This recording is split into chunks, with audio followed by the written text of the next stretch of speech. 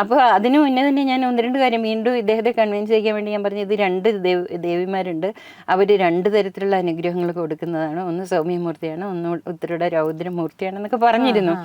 അപ്പോൾ ഈ രണ്ട് തരത്തിലുള്ള അനുഗ്രഹങ്ങളാണ് അവർ ചെയ്യുന്നത്. ഒരാൾ ദോഷം തീർക്കും, ഒരാൾ ബ്ലെസ്സിങ് കൊടുക്കും. എവിടെയെന്ന് ആർക്കുമേ അറിയില്ല പോലും. അങ്ങനെ കുറേ കാലം കഴിഞ്ഞിട്ട് ഇവരുടെ തന്നെ ഒരുപാട് ഭൂസത്തുള്ള ആൾക്കാരായിരുന്നു. അപ്പോൾ കുറേ കാലം കഴിഞ്ഞിട്ട് നോക്കുമ്പോൾ ഇവരുടെ കുളത്തിൻ്റെ ഒരു പ്രത്യേക സൈഡിൽ നിന്ന് നോക്കിയാൽ നേരെ നമ്മുടെ ഉള്ളിലെ മൈൻഡിൽ നിന്ന് അവരുടെ ഒരു കമ്മ്യൂണിക്കേറ്റ് ചെയ്ത് കഴിഞ്ഞാൽ അവരതുപോലെ റെസ്പോണ്ട് ചെയ്യുന്ന എത്രയോ പേർക്ക് അനുഭവങ്ങൾ ഉണ്ടാകാറുണ്ട്. നമ്മളിപ്പോൾ ഒന്ന് പ്രാർത്ഥിക്കുക, അല്ലെ നമ്മളൊന്ന് വിളിക്കുക, അല്ലെ നമ്മളൊന്ന് നോക്കട്ടെ എന്ന് വിചാരിക്കുക. മനസ്സിലായില്ലേ? അതൊക്കെ കവിതയ്ക്കും അങ്ങനത്തെ എക്സ്പീരിയൻസ് ഉണ്ടായിട്ടുണ്ടാവും. മനസ്സിലായില്ലേ? അതൊക്കെ നമുക്ക് ഉണ്ടാകുന്ന എവിടെ നമ്മൾ ബോധമനസ്സിൽ നിന്ന് നമ്മുടെ വെർബലി കമ്മ്യൂണിക്കേറ്റ് അല്ലല്ലോ ചെയ്യുന്നത്. നമസ്കാരം. ദി അൺഎക്സ്പ്ലെയിൻഡ് എന്ന പരമ്പരയിലെ പുതിയൊരു എപ്പിസോഡിലേക്ക് എല്ലാവർക്കും സ്വാഗതം. അതിഗംഭീരമായ ഓണമൊക്കെ ആഘോഷിച്ച് എല്ലാവരും നവരാത്രിക്ക് വേണ്ടി തയ്യാറെടുത്തുകൊണ്ടിരിക്കുകയായിരിക്കുമല്ലോ. അപ്പോൾ നമുക്ക് ഇന്നത്തെ എപ്പിസോഡിൽ ശാന്ത ചേച്ചിക്ക് എന്താ നമ്മളോട് പറയാനുള്ളതെന്ന് കേൾക്കാം. ശാന്ത ചേച്ചി, ഇപ്പം നവരാത്രി സമയമല്ലേ, അപ്പോൾ കുറേ വർഷങ്ങൾക്ക് മുമ്പുള്ള ഒരു നവരാത്രി സമയത്തുണ്ടായ ഒരു അനുഭവമാണ് എനിക്ക് ഓർമ്മ വരുന്നത്. ഞാൻ എൻ്റെ ഒരാൾ വന്ന് ജ്യോതിഷം ജാതകം നോക്കാനായിട്ട് വന്നത് എന്താണ് അറിയേണ്ടത് എന്ന് ചോദിച്ചപ്പോൾ അദ്ദേഹം പറഞ്ഞു, എനിക്ക് അറിയേണ്ടത് എൻ്റെ സ്പിരിച്വൽ ഗ്രോത്തിന് തടസ്സമായിട്ടുള്ളത് എന്തെങ്കിലും ഉണ്ടോ ജാതകത്തിൽ എന്നുള്ളതാണ് ചോദിച്ചത്. അപ്പം അദ്ദേഹം ശരിക്കും സാധനങ്ങളൊക്കെ ചെയ്യുന്ന ആളാണ്, ധ്യാനവും മെഡിറ്റേഷനും ഒക്കെ ചെയ്യുന്ന നിത്യസാധനം ഉള്ള ആളാണ്. അപ്പോൾ അദ്ദേഹത്തിന് മനസ്സിന് സംഘർഷങ്ങൾ വരുന്നുണ്ട്, ജോലി സ്ഥലത്ത് ചെറിയ ചെറിയ തടസ്സങ്ങളുണ്ട്, അങ്ങനെയൊക്കെ ഉണ്ടെന്ന് പറഞ്ഞു. അപ്പോൾ പറഞ്ഞു, ഇല്ല എനിക്ക് അറിയേണ്ടത് ഇതാണ് അറിയേണ്ടത് എന്ന് പറഞ്ഞു. സാധാരണഗതിയിൽ ആളുകൾ അങ്ങനെ ഒരു ചോദ്യം ചോദിക്കാറില്ലല്ലോ. അപ്പം ഞാൻ വീണ്ടും ഓഫീസിലെ പ്രശ്നം എങ്ങനെ തീർക്കാം. അതെ അതെ. അപ്പോൾ പ്രൊമോഷൻ ഇപ്പോൾ കിട്ടും, അങ്ങനത്തെ കാര്യങ്ങളായിരിക്കുമല്ലോ കൂടുതൽ ചോദിക്കും. അപ്പോൾ ഇങ്ങനൊരു ചോദ്യം ചോദിച്ചപ്പോൾ വീണ്ടും കുറച്ചുകൂടെ ഡീപ്പായിട്ട് ഞാൻ ജാതകത്തിലേക്ക് നോക്കിയപ്പോൾ ഞാൻ പറഞ്ഞു, നിങ്ങൾക്ക് രണ്ട് ദേവിമാരുണ്ട്, കുടുംബദേവത എന്താണ് ദേവിയാണോ എന്ന് ചോദിച്ചപ്പോൾ അല്ല കൃഷ്ണൻ അങ്ങനെ എന്തോ പറഞ്ഞു. ഞാനതിപ്പോൾ വ്യക്തമായിട്ട് ഓർക്കുന്നില്ല. അപ്പം ഞാൻ പറഞ്ഞു, അല്ല നിങ്ങൾക്ക് ദേവിയുണ്ട് നിങ്ങളുടെ കുടുംബവുമായിട്ട് ബന്ധപ്പെട്ട്, ആ ദേവിമാർ ഇപ്പം കുറച്ച് അസ്വസ്ഥമായിട്ടാണുള്ളത്, അവരുടെ സന്തോഷം വേണം, അവരെ പ്രീതിപ്പെടുത്തണം എന്ന് പറഞ്ഞു. അങ്ങനെയൊന്നുമില്ല എന്ന് പറഞ്ഞു. അപ്പോൾ ഞാൻ പറഞ്ഞു, അങ്ങനെയാണ് കാണുന്നത്, ഇല്ലെങ്കിൽ പിന്നെ എനിക്ക് കൂടുതലൊന്നും പറയാനില്ല എന്ന് പറഞ്ഞു. അപ്പോൾ ഇതിൻ്റെ സുഹൃത്തും കൂടെയാണ് എൻ്റെ അടുത്ത് വന്നത്. അപ്പോൾ സുഹൃത്ത് പറഞ്ഞു, അപ്പം ഞാൻ വീണ്ടും പറഞ്ഞു, ഈ ദേവി ഉണ്ട്, ദേവിക്ക് തിരിച്ചറിയാനായിട്ടുള്ള ഒരു കാര്യം എന്ന് പറയുന്നത് വളരെ വിശാലമായിട്ടുള്ള ഒരു ജലസാമീപ്യമുണ്ട്. കുളമോ മറ്റോ ക്ഷേത്രമായിട്ട് ബന്ധപ്പെട്ട് അതും വളരെ വിശാലമായിട്ടുള്ള ഒരു ജലസാമീപ്യമുണ്ട്, അങ്ങനെയുള്ള ഒരു ദേവിയാണെന്ന് പറഞ്ഞു. പറഞ്ഞതാണോ? അല്ല, ഇൻഡ്യൂഷൻ ഉണ്ടാകാമായിരിക്കും, പക്ഷെ അത് ജാതകത്തിൽ അതിന്റെ ലോജിക്കും കൂടി ഉണ്ട്. അതുകൊണ്ട് അങ്ങനെ സാധാരണ ഞാൻ പറയാറുള്ളൂ. അപ്പോൾ ആളുകളിപ്പോൾ ചോദിക്കും ഇൻഡ്യൂഷൻ ആണോ എന്ന്. ഇൻഡ്യൂഷൻ ആണെങ്കിൽ ലോജിക്കോടുകൂടിയുള്ളൊരു ഇൻഡ്യൂഷനാണ് ഞാൻ സ്വീകരിക്കാറ്. അതിന് മനസ്സിലങ്ങനെ തോന്നുന്നതൊരു അതിനൊരു ആരെങ്കിലും ചോദിച്ചാൽ ക്ലാരിഫിക്കേഷൻ കൊടുക്കാനില്ലാതെ ഞാൻ പറയാറില്ല. അങ്ങനെ മനസ്സിൽ തോന്നും, അതിന് ജസ്റ്റിഫൈ ചെയ്യണ ഒരു കോമ്പിനേഷൻ ജാതകത്തിലുണ്ടാവും. അപ്പോഴേ ഇങ്ങനെ ഇല്ലയെന്ന് പറഞ്ഞപ്പോഴാണ് അതിനെ എങ്ങനെയാണ് ഇനി അതെങ്ങനെ അതിനൊരു പ്രൂഫ് എന്നുള്ളത് വീണ്ടും ജാതകത്തിൽ നോക്കിയപ്പോഴാണ് വലിയ വിശാലമായിട്ടുള്ള ഒരു ജലസ്രോതസ് കുളം തന്നെ ഉണ്ടാവും എന്ന് പറയും. അപ്പം ഞാൻ പറഞ്ഞു, ഇദ്ദേഹം സമ്മതിക്കുന്നില്ല. അപ്പം ഞാൻ പറഞ്ഞു, എങ്കിൽ പിന്നെ ഇനി എനിക്കൊന്നും പറയാനില്ല എന്ന് പറഞ്ഞു. അപ്പോൾ ഈ സുഹൃത്ത് പറഞ്ഞു, അങ്ങനെയൊന്നും അല്ലല്ലോ, അദ്ദേഹത്തിൻ്റെ ജ്യേഷ്ഠനുണ്ട്, കസിൻ ബ്രദർ, അദ്ദേഹത്തെ വിളിച്ച് ചോദിക്കാൻ പറഞ്ഞു. അപ്പം ഞാൻ അതേറൊന്നും കൂടെ ഞാൻ പറഞ്ഞു, ഈ കുളത്തിൽ സമീപഭാവിയിലും മരണങ്ങൾ ഉണ്ടായിട്ടുണ്ട്, ഈ ഒരു വർഷത്തിനകത്ത് മരണം ഉണ്ടായിട്ടുണ്ട്, അതിന് മുൻപ് ഉണ്ടായിട്ടുണ്ടെന്ന് പറഞ്ഞു. അപ്പോൾ ഈ ബ്രദറിനെ വിളിച്ചു ചോദിക്കാൻ, അദ്ദേഹത്തിൻ്റെ സുഹൃത്ത് പറഞ്ഞു ബ്രദറിനെ വിളിച്ച് ചോദിക്കാൻ പറഞ്ഞു. അങ്ങനെ വിളിച്ച് ചോദിച്ചപ്പോൾ പറഞ്ഞു, ഉണ്ട്, ഇങ്ങനൊരു വലിയ കുളമുണ്ട്, ഇത്രയും പിന്നെ ഏക്കർ സ്ഥലമുള്ള ഒരു വലിയ കുളമാണ്. അവിടെ ഇങ്ങനെ കഴിഞ്ഞ വർഷം ഒരു സ്ത്രീ മരിച്ചു കിടന്നു, അതിനു മുമ്പ് രണ്ടുപേരും മരിച്ചിട്ടുണ്ട് എന്നൊക്കെ പറഞ്ഞു. അപ്പോൾ പിന്നെ വേറെ അവരുടെ അച്ഛനെ വിളിച്ചു, ഫോൺ ചെയ്തപ്പോൾ പറഞ്ഞു, ഇങ്ങനെ രണ്ട് ദേവിമാരുണ്ട്, അത് ഇവരുടെ കുടുംബമായിട്ട് ബന്ധപ്പെട്ടതാണെന്ന് പറഞ്ഞു. അപ്പോൾ അതിന് മുന്നേ തന്നെ ഞാൻ ഒന്ന് രണ്ട് കാര്യം വീണ്ടും ഇദ്ദേഹത്തെ കൺവിൻസ് ചെയ്യാൻ വേണ്ടി ഞാൻ പറഞ്ഞു, ഇത് രണ്ട് ദേവിമാരുണ്ട്, അവർ രണ്ട് തരത്തിലുള്ള അനുഗ്രഹങ്ങൾ കൊടുക്കുന്നതാണ്. ഒന്ന് സൗമ്യമൂർത്തിയാണ്, ഒന്ന് ഉത്തരയുടെ രൗദ്രമൂർത്തിയാണെന്നൊക്കെ പറഞ്ഞിരുന്നു. അപ്പോൾ ഈ രണ്ട് തരത്തിലുള്ള അനുഗ്രഹങ്ങളാണ് അവർ ചെയ്യുന്നത്. ഒരാൾ ദോഷം തീർക്കും, ഒരാൾ ബ്ലെസ്സിങ് കൊടുക്കും. രണ്ട് ഡിഫറെന്റ് ടൈപ്പുള്ള ശക്തികളുടെ സാന്നിധ്യം ഉണ്ടെന്ന് പറഞ്ഞു. അപ്പോൾ ഇവരുടെ അച്ഛനെ വിളിച്ച് ചോദിച്ചപ്പം പറഞ്ഞു അങ്ങനെയുണ്ട്. അത് ഇദ്ദേഹത്തിന് അറിയില്ലായിരുന്നു, ഇദ്ദേഹം ജോലി സംബന്ധമായിട്ടൊക്കെ വിദേശത്തൊക്കെ ആയിരുന്നു, അതുകൊണ്ട് അറിയാത്തതാണ്. അപ്പോൾ പറഞ്ഞു ഇങ്ങനെ ഒരു ക്ഷേത്രമുണ്ട്, അതിൻ്റെ ഒരു ഐതിഹ്യം എന്ന് പറയുന്നത് വേറൊന്നും കൂടെ ഞാൻ പറഞ്ഞിരുന്നു. ഈ ദേവിമാരെന്ന് പറയുന്നത് ദേവി ആണോ എന്ന് ചോദിച്ചാൽ ദേവിമാരാണ്, പക്ഷെ അത് നിങ്ങളുടെ വീട്ടിലെ കുട്ടികളെ പോലെ നിങ്ങളുമായിട്ട് അടുപ്പമുള്ളവരാണ്. നിങ്ങളുടെ വീട്ടിൽ ജനിച്ചു വളർന്ന കുട്ടികളെ പോലെ ഉണ്ടാവും എന്ന് പറഞ്ഞിരുന്നു. അപ്പം ഇവരുടെ അച്ഛനോട് സംസാരിച്ചപ്പം പറഞ്ഞ ഇത് വളരെ അതിശയകരമായ ഒരു കാര്യമായിരുന്നു. അതായത് ഇവരുടെ ഏതോ ഒരു പൂർവികമായിട്ടുള്ള ഒരു ആള്, അവർക്കറിയാം, അവർക്ക് അച്ഛനറിയാം ആ കഥകളറിയാം. പൂർവികമായിട്ടുള്ള ഒരാൾ മൂകാംബിക ദേവിയുടെ ഭക്തന് ആയിരുന്നു. അപ്പോൾ എപ്പോഴും ഇങ്ങനെ പോയി, പിന്നെ കുറച്ച് പോകാനൊക്കെ ബുദ്ധിമുട്ട്, പഴയ കാലമല്ലേ, ഒരുപാട് വർഷം മുന്നേ പോകാനൊക്കെ ബുദ്ധിമുട്ട് വന്നപ്പം ദേവി പറഞ്ഞു ഇദ്ദേഹത്തിൻ്റെ കൂടെ വരാമെന്ന്. അങ്ങനെ ദേവി 2 കുട്ടികളുടെ രൂപത്തിൽ ഇവരുടെ വീട്ടിൽ വന്ന് താമസിച്ചു എന്ന്. അവരുടെ വിശ്വാസം അല്ലെങ്കിൽ അവർ പരമ്പരമായി പറഞ്ഞു വരുന്ന കഥ അതൊരു സത്യമാണെന്ന് ഇതിൽ തെളിഞ്ഞു. അതെ, രാശിയിൽ നോക്കിയിട്ട് അത് കണ്ടത് എന്താ വെച്ചാൽ ഇവര് ദേവിയാണെ പോലെ ഇവരുടെ കുട്ടികളെ പോലെയാണെന്ന് മനസ്സിലാകുന്നേ. അപ്പോൾ ഇവരുടെ വീട്ടിൽ 2 കുട്ടികളായിട്ട് വന്നു, ചെറിയ പ്രായമുള്ള 2 കുട്ടികൾ. അപ്പോൾ ഈ കൊണ്ടുവന്ന ആൾക്ക് ഈ കുട്ടികളോട് ഭയങ്കര സ്നേഹവും ബഹുമാനമൊക്കെ. ഇപ്പൊ അവിടെയുള്ള സ്ത്രീജനങ്ങൾക്ക് അതൊന്നും അത്രയ്ക്ക് ഇഷ്ടപ്പെടുന്നില്ല, ഏത് കുട്ടികളെന്ന് അറിയില്ലല്ലോ. അങ്ങനെ ഇദ്ദേഹം എന്തോ അത്യാവശ്യത്തിന് വീട്ടിൽ നിന്ന് കുറച്ച് വെളിയിലേക്ക് പോകേണ്ട സമയം വന്നപ്പം ഈ വീട്ടിലുള്ള സ്ത്രീജനങ്ങൾ കുറച്ച് മുഷിങ്ങിയ ഡ്രസ്സ് കൊടുത്തിട്ട് ഈ കുളത്തെ കൊണ്ടുപോയിട്ട് കഴുകിയിട്ട് വരാൻ ഈ കുട്ടികളെ ഏൽപ്പിച്ചു. കുറേ സമയം കഴിഞ്ഞിട്ടും കുട്ടികളെ കണ്ടില്ല. ഇപ്പൊ ഇവര് ചെന്ന് നോക്കുമ്പോൾ വസ്ത്രങ്ങളൊക്കെ അവിടെ തന്നെ ഉണ്ട്, കുട്ടികളെ കാണുന്നില്ല. എവിടെയെന്ന് ആർക്കുമേ അറിയില്ല പോലും. അങ്ങനെ കുറേ കാലം കഴിഞ്ഞിട്ട് ഇവരുടെ തന്നെ ഇവർക്ക് ഒരുപാട് ഭൂസത്തുള്ള ആൾക്കാരായിരുന്നു. അപ്പോൾ കുറേ കാലം കഴിഞ്ഞിട്ട് നോക്കുമ്പോൾ ഇവരുടെ കുളത്തിൻ്റെ ഒരു പ്രത്യേക സൈഡിൽ നിന്ന് നോക്കിയാൽ നേരെ പോകുന്ന ഒരു ചാലു പോലെയുണ്ട്, വലിയ കുളത്തിന്റെ ഒരു ചാലു, ഒരു കിണറ് പോലെ വന്നിട്ടൊരു ചാലു പോലെ ഉണ്ടെന്നാ പറഞ്ഞ, ഒരു ചാലു പോലെയുണ്ട് ശരിക്കും. ഞാൻ പോയി കണ്ടിരുന്നു പിന്നീട് ഒരിക്കലും. അപ്പൊ അതിന് നേരെ കുറേ കിലോമീറ്ററുകൾ അപ്പുറത്ത് 2 സ്വയംഭൂ ലിംഗങ്ങൾ കിട്ടിയിരുന്നു. കല്ല് 2 ഒരേപോലെയുള്ള 2 രൂപങ്ങൾ കല്ലിലുള്ള സ്വയംഭൂ. അങ്ങനെ വിഗ്രഹങ്ങൾ, അത് അല്ലല്ല അല്ല, അതെ 2 കല്ല് ഒരേപോലത്തുള്ള പ്രത്യേക ഷേപ്പിലുള്ള. അപ്പൊ അതവിടെ എന്തോ ആളുകൾ ജോലിക്കൊക്കെ വന്നവർക്ക് കണ്ടപ്പോൾ അങ്ങനെ മനസ്സിലായി. അവിടെ പിന്നെ പ്രശ്നം എന്തെങ്കിലും നോക്കി കാണുമായിരിക്കും. അവിടെയാണ് ആ ക്ഷേത്രം ഉള്ളത്, 2 ദേവിമാര്. എന്നിട്ട് പിന്നീട് ഈ ദേവിമാര് ശരിക്കും ഇവരുടെ അച്ഛൻ സംസാരിച്ചപ്പോൾ പറഞ്ഞു അങ്ങനെ തന്നെയാണ്, 2 ദേവിമാരുണ്ട്. ഒരു ദേവി ദോഷങ്ങളൊക്കെ തീർക്കും. അത് ദോഷം ഈ ചാരുമരത്തിൽ തൊട്ടാല് പൊള്ളും ചൊറിയൊക്കെ ചെയ്യുമല്ലോ, അങ്ങനെയുള്ളിടത്ത് സംഭവിച്ചാൽ ഈ ക്ഷേത്രത്തിൽ വന്നിട്ട് ഇവിടുത്തെ തീർത്ഥം തെളിച്ച് പൂക്കളൊക്കെ ഇട്ട് കഴിഞ്ഞാൽ അപ്പോഴേ അതങ്ങ് മാറും. പിന്നെ വേറൊന്ന്, കുട്ടികളുണ്ടാകാത്തവർക്ക് അവിടുത്തെ വഴിപാടെന്ന് പറയുന്നത് പാളയും കയറും കൊടുക്കും. പിന്നെ അതുപോലെ ഈ ശരീരത്തൊക്കെ സ്കിന്നിന്റെ പ്രശ്നങ്ങൾ ഉണ്ടാവില്ലോ, തലയിലുമൊക്കെ, അങ്ങനെയുള്ള പ്രോബ്ലംസിന് ചൂല പോലും അവിടെ നേർച്ച വയ്ക്കും. അങ്ങനെ ദോഷങ്ങളൊക്കെ തീർക്കുന്ന ഒരു ദേവിയും ശക്തിയും പിന്നെ അനുഗ്രഹം കൊടുക്കുന്ന ഒരു ദേവിയുമാണുള്ളത്. അപ്പോൾ എൻ്റെ അടുത്ത് വന്ന ആള് അവിടെ അടുത്ത നവരാത്രിക്ക് അവിടെ തന്നെ പോയി ഇപ്പോൾ തുടർച്ചയായിട്ട് അവിടെ നവരാത്രി സമയത്തും എല്ലാ കാര്യങ്ങളിലും അവിടെ ശ്രദ്ധ കൊടുക്കുന്നുണ്ട്. അപ്പൊ ഇദ്ദേഹത്തിന് ജോലിയിൽ പ്രശ്നങ്ങളുണ്ടായിരുന്നു, സംഘർഷങ്ങളൊക്കെ ഉണ്ടായിരുന്നു, അതൊക്കെ മാറി വളരെ പീസ്ഫുള്ളായി. പിന്നെ അതുപോലെ അവരുടെ കുടുംബത്തിലെ സ്ത്രീകൾക്കൊക്കെ കുറച്ച് ദുരിതങ്ങൾ വരുമായിരുന്നു. തുണി അലക്കാൻ കൊടുത്തത് അനന്തരഫലമായിട്ടല്ലേ. പിന്നെ ദുരിതങ്ങൾ എന്ന് പറഞ്ഞാൽ വൈദവ്യം, രോഗം, അകാലമൃത്യു അങ്ങനെയൊക്കെ സംഭവിക്കാറുണ്ടായിരുന്നു. അതിപ്പോൾ കണ്ടെത്തി പരിഹരിക്കുക എന്ന് പറഞ്ഞാൽ ആ ക്ഷേത്രത്തിൽ നേരത്തെ വലിയ ഒരു ദേവപ്രശ്നം വെച്ചിരുന്നു, വലിയൊരു ചാർത്തൊക്കെ ഉണ്ടായിരുന്നു. അപ്പോൾ ആ പരിഹാരങ്ങൾ അങ്ങനെ നിൽക്കുകയാണ്. അത് കുറേയൊക്കെ ചെയ്തിരുന്നു പോലും.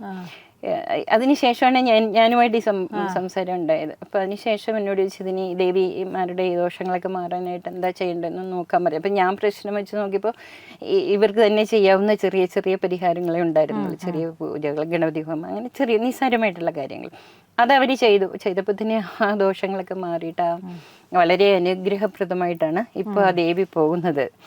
അതിനേക്കാളും അതിശയമായ ഒരു കാര്യം എന്ന് പറഞ്ഞാൽ ഞാൻ പോയി അവിടെ.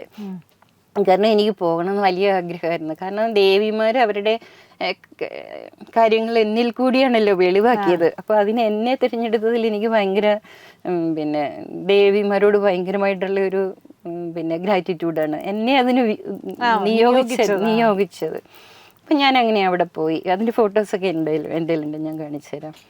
അപ്പം ഞാനവിടെ പോയപ്പോൾ എനിക്ക് സത്യത്തിൽ ഈ ദേവിമാരുടെ ഒരു ദർശനം കിട്ടി. അത്ര ഹാപ്പി ആയിട്ട് 2 ദേവിമാർ.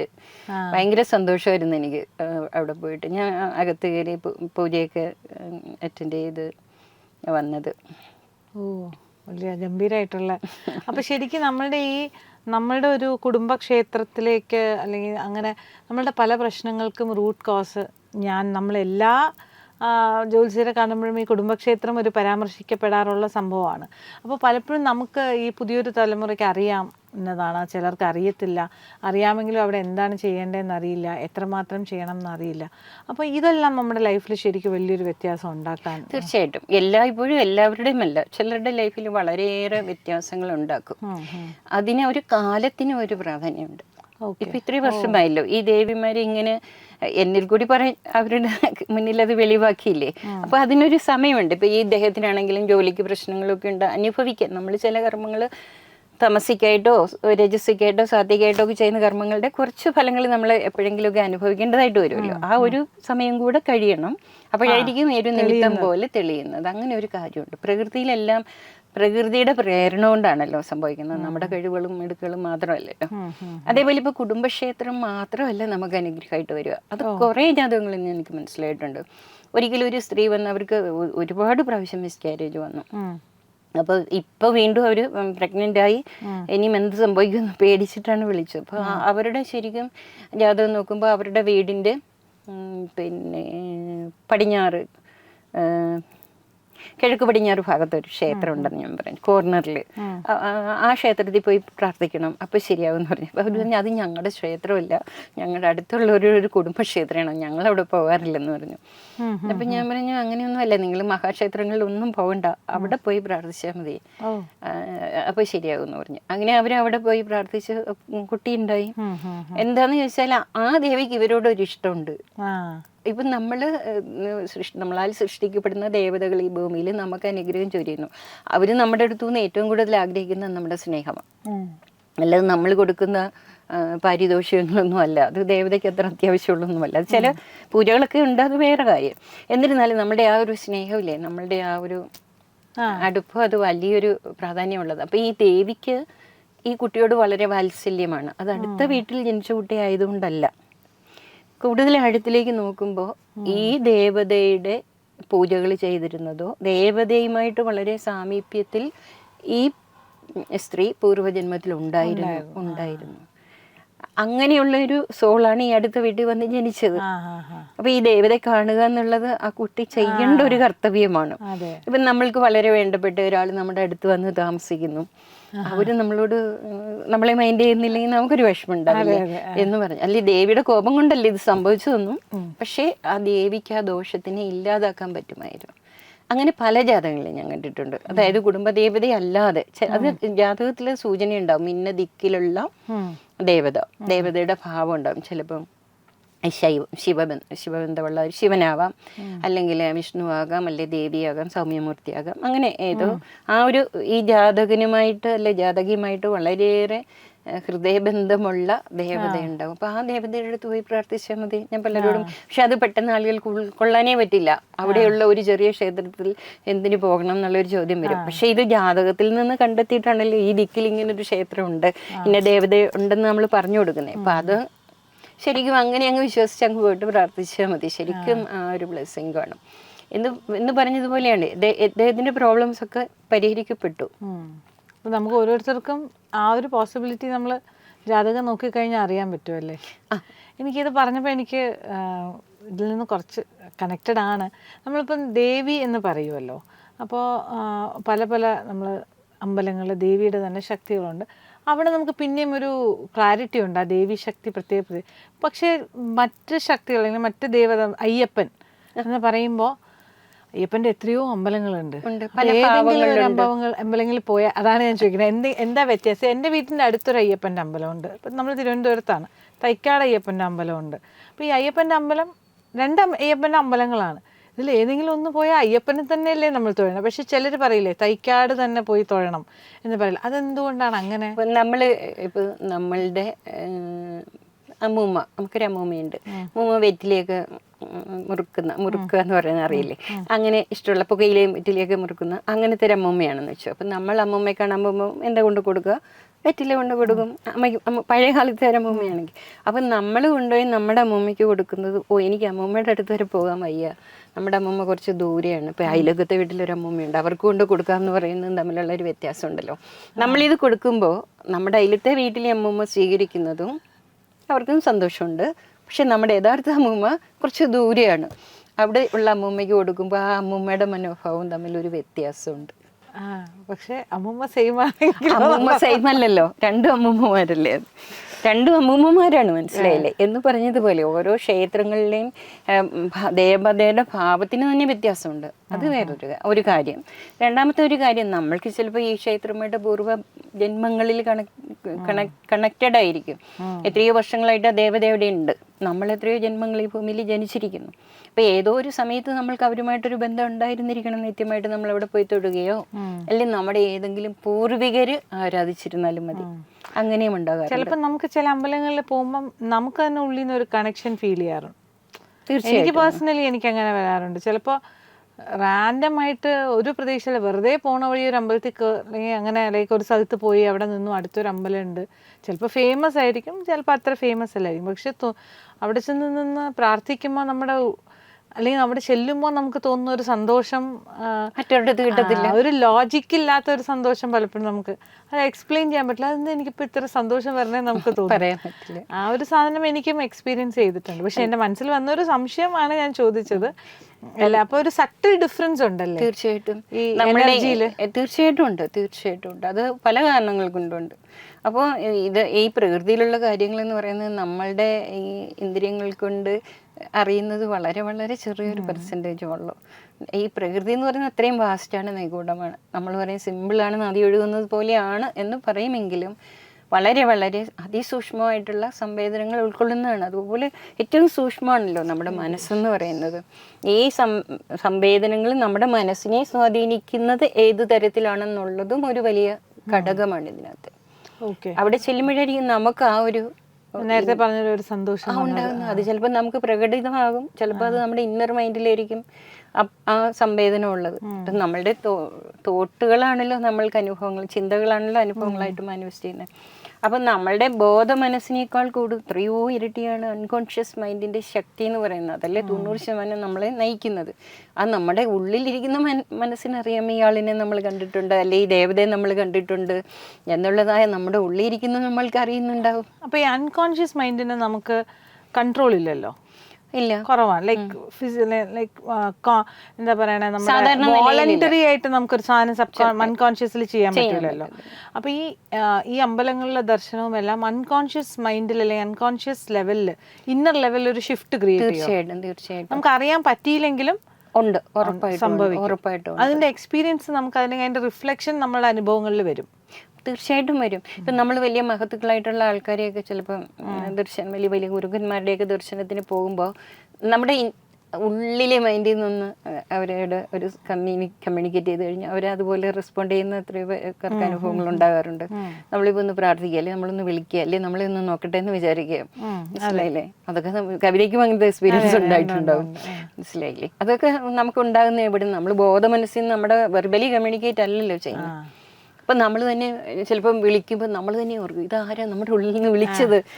അങ്ങനെ ഒരു ഫീൽ ഉണ്ടാവാറില്ലേ? അയ്യോ ഞാനല്ലല്ലോ വിളിച്ചത്, പക്ഷെ എൻ്റെ ഉള്ളിൽ നിന്ന് ആരോ വിളിച്ചല്ലോ. ഉള്ളിൽ വരുന്ന ചോദ്യങ്ങൾക്ക് നമ്മൾ ചോദിക്കാതെ തന്നെ ഉത്തരങ്ങൾ എന്ന് പറഞ്ഞതുപോലെ അത് കമ്മ്യൂണിക്കേഷന്റെ ലെവലിലും അങ്ങനെ വരും. സംശയങ്ങൾക്ക് നിവാരണം കിട്ടുക. ശരിക്കും അങ്ങനെയുള്ള നിവാരണമാണ് ശരിക്കുള്ള നിവാരണം.